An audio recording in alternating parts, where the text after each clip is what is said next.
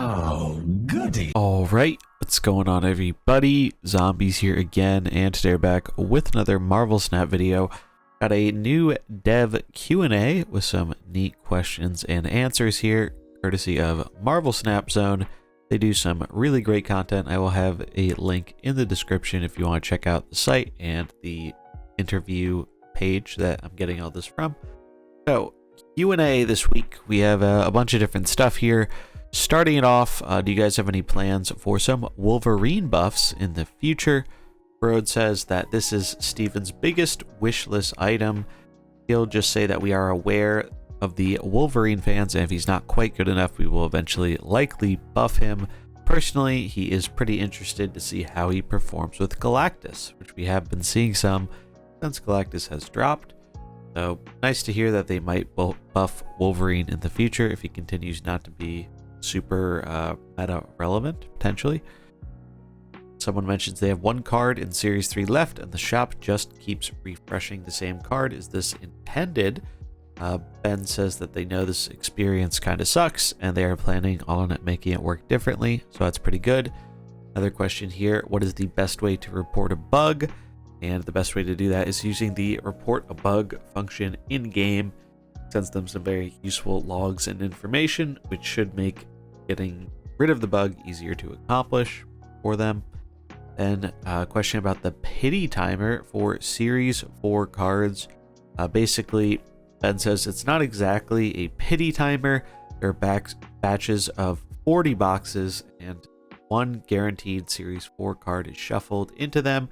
Doesn't mean you will only get one, but it means you're guaranteed to get at least one in those 40 boxes. It is possible once you get that, you might not get another one until the very end of the next 40 boxes. He says this is super rare though, and if that did happen, your next card should come sooner because bad luck is rewarded with future good luck. And so then they ask, keep seeing the same cards in the token shop, but it never shows the other cards. What is the frequency of seeing Series 4 and Series 5 cards? Ben says that Series 5 show up about half as often as Series 4, but there are less cards in it, so there's similar overall appearance rate. And he mentions they do have some work to do on the system to improve it, so nice to hear that they're taking the criticisms about it, and hopefully they're gonna make it better. This is one of the big questions here. When are friend battles coming? Ben says they are working on this, one of their biggest focuses as a team right now. Not sure about the ETA, but it is possible it will be next month. That's pretty huge because this is one of the most requested features and will enable player tournaments as well as just playing against friends and a friend list. So it's pretty nice. Hopefully we will see that next month. They ask, will variants like the current featured Apocalypse be exclusive to the bundle? Ben says that there are no current plans to offer this somewhere else. Are Series 5 cards in batches of 400? And Ben says that the Series 5 is purely random, so it is a 1 in 400 chance. Now, it is possible to get them more than once every 400. I got 2 Series 5 myself in a pretty short amount of time, but obviously that is an outlier, though it is worth noting it's possible. Then there's a question, will there ever be a bundle with variants in Series 3? And what happens if I get that bundle without owning the base card? Yes, they will have that. If you purchase the bundle, you can immediately use the variant as a playable card. You can later get the base card from caches still. So this is really big because they have some bundles upcoming for some powerful Pool 3 cards, most notably Sarah and Doctor Doom.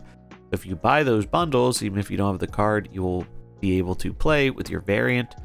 So that could be a method of card acquisition for some people, and it could even let you get that card in Pool 1 or Pool 2, which would be pretty crazy.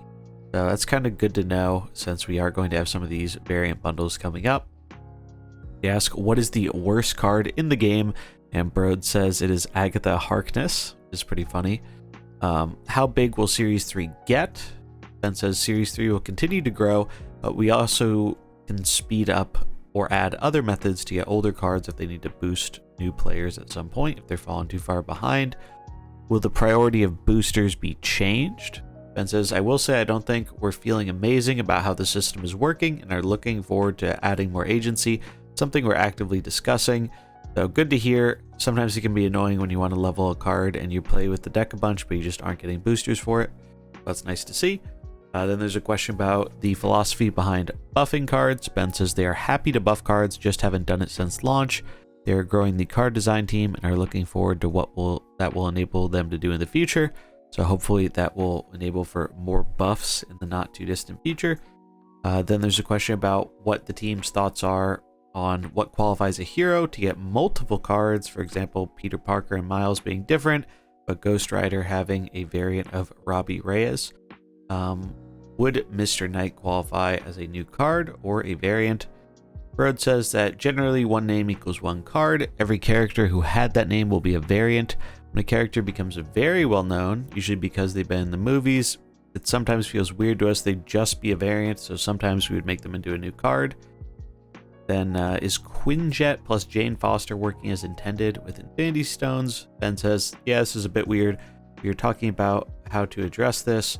We'll get back to you soon. But yeah, I don't know how this currently interacts. I don't know if Jane does draw the stones if you have Quinjet out, because then there's 0, or she doesn't. But either way, it sounds like they might be making a change to it from the current way it works. And then the last question here, do investment companies control the direction of Snap?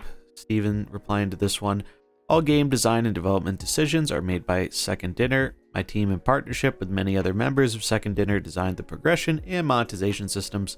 Our primary goal is to make Marvel Snap the most accessible card battles that everyone wants to play for the next 10 years. So there have obviously been questions over time. Is the reason the game monetized the way it is because of investment from a bigger company? This obviously also stems from how other games like Hearthstone have, way big companies controlling them that try to maximize the profits, and they're saying no, these are their own decisions from the development team. They aren't having any external pressure on monetization, so that is good to know. But that is all our Q&A for this week's developer update. Again, big shout out to Marvel Snap Zone for getting this information. Some really good questions that I'm happy to see answered. Let me know what you thought about it in the comments below, and if you want to take a look at it for yourself, the link will be in the description. That's going to wrap it up for this one. If you enjoyed it, remember to like and subscribe, and I'll catch you in the next one. Peace.